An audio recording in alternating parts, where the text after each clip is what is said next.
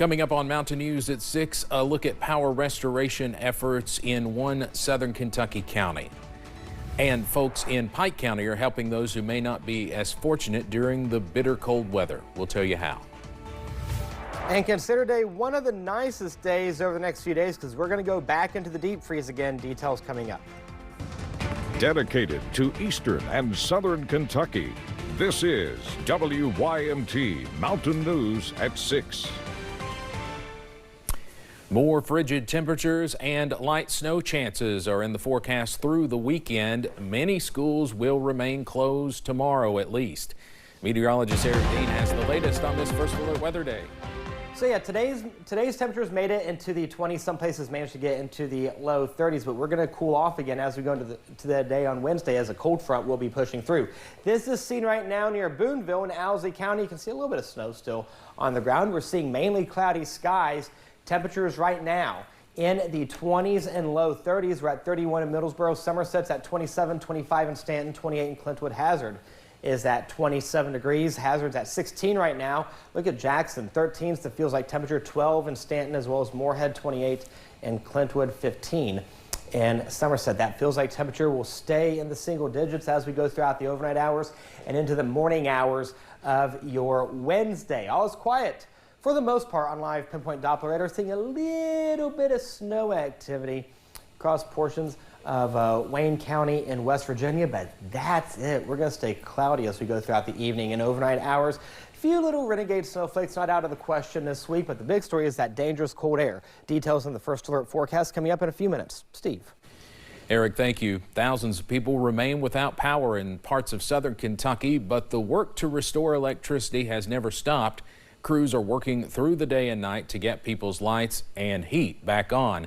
WYMT's Phil Pendleton was able to get an up-close look at the power restoration in progress.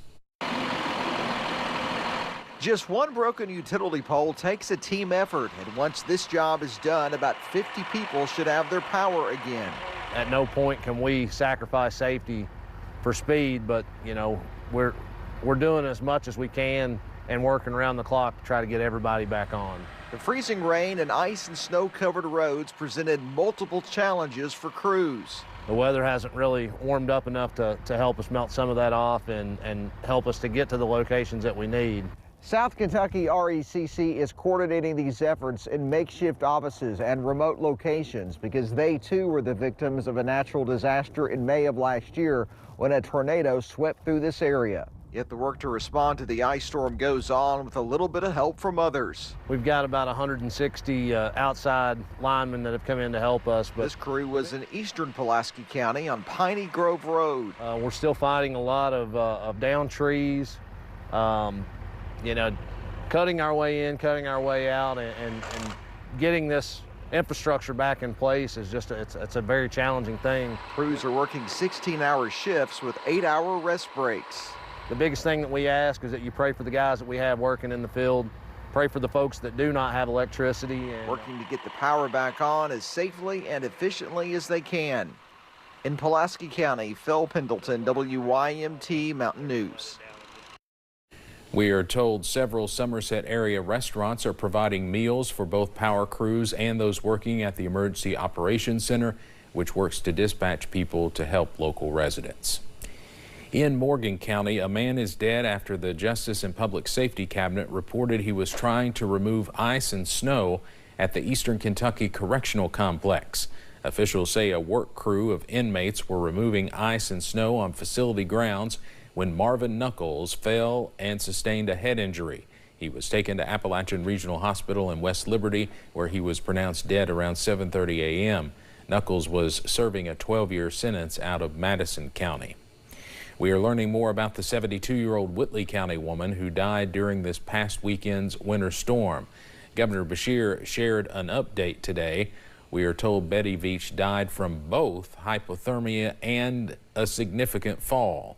Her son says she suffered from dementia and was found lying near train tracks close to her home.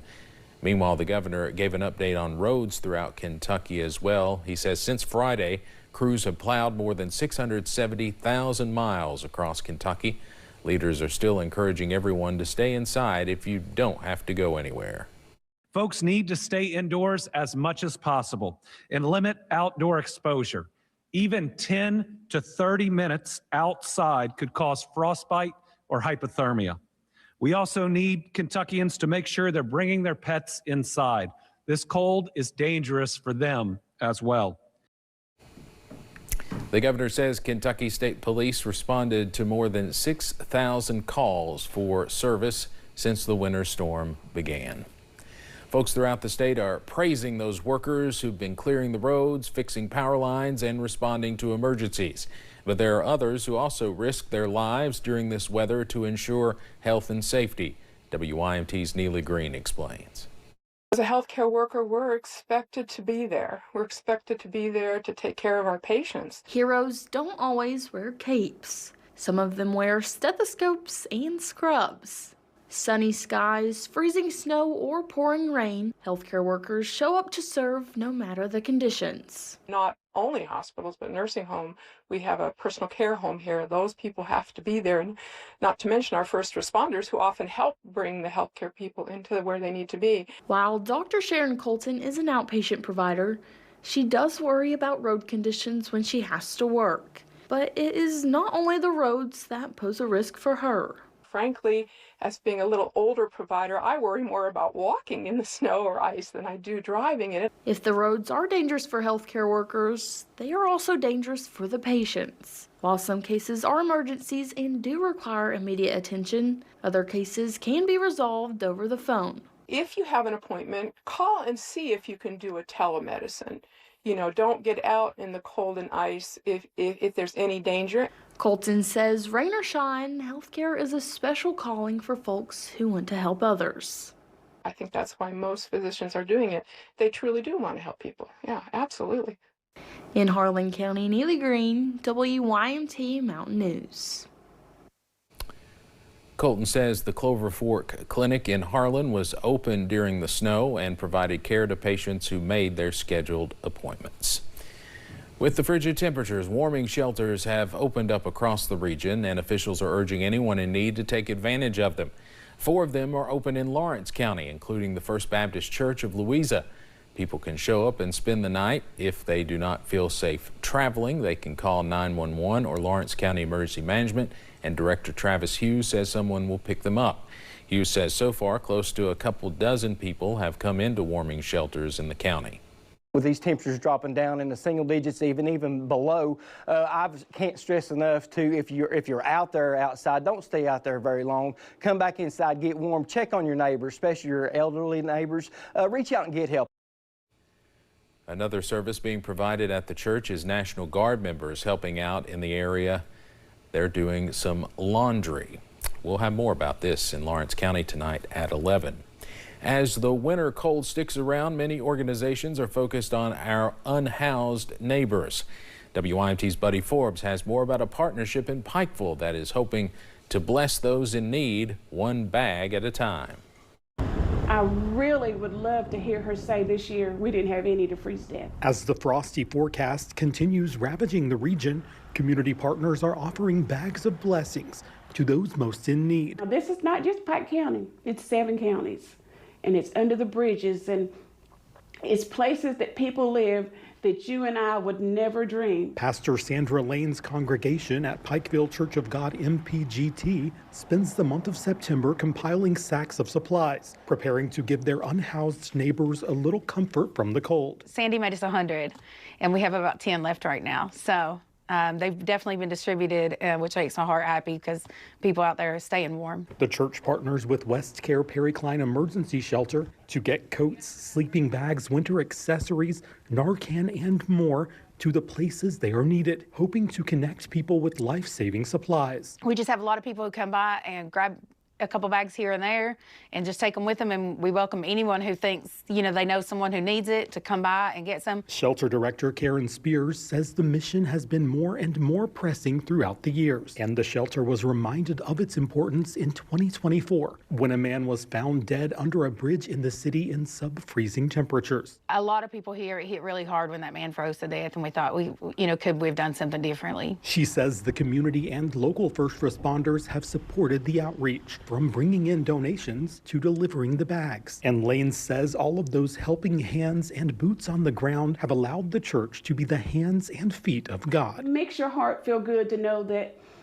God's work is being used, you know, and we're just here to be a blessing because we know that we've got more abundant than we should have. In Pike County, Buddy Forbes, WYMT Mountain News. Once winter passes, the church and shelter will begin working to put together the blessing bags for next year. You can see how you can donate on our website or news app. Well, it's not only driving in the snow and ice that can put folks in danger. Walking on snow or ice can even pose risks for folks. Believe it or not, healthcare providers do suggest a specific way to walk in snow that decreases your chance of slipping and falling. Dr. Sharon Colton says the penguin method can help. We sometimes talk about penguin walking, you know, that if you have to walk on snow or ice, that you kind of walk a little more shuffling like a penguin, and that's a little safer. It gives you a better center of gravity. Colton also recommends having on a good pair of shoes with tread. That'll also help you out. She says she keeps a pair of boots in her go bag. Kentucky State Police are asking for help finding a missing person out of Harlan County. Here's a picture of 70-year-old James Garfield Grubbs. Troopers say he was last seen in the Bobs Creek area near Kaywood on Sunday. They say he was just wearing a light jacket with jogging pants and a t-shirt. If you have any information, call the Harlan KSP post at 606-573-3131. This is a scene right now in Hazard. You can see the clouds starting to thicken as we go throughout the next several hours. You can see the snow on the ground right now. Now, temperatures are going to get worse before they get better. I'll tell you when we can finally see temperatures above freezing coming up in the First Alert forecast in a few minutes. And one legendary restaurant in Perry County stays open to serve home-cooked meals to folks during the winter storm.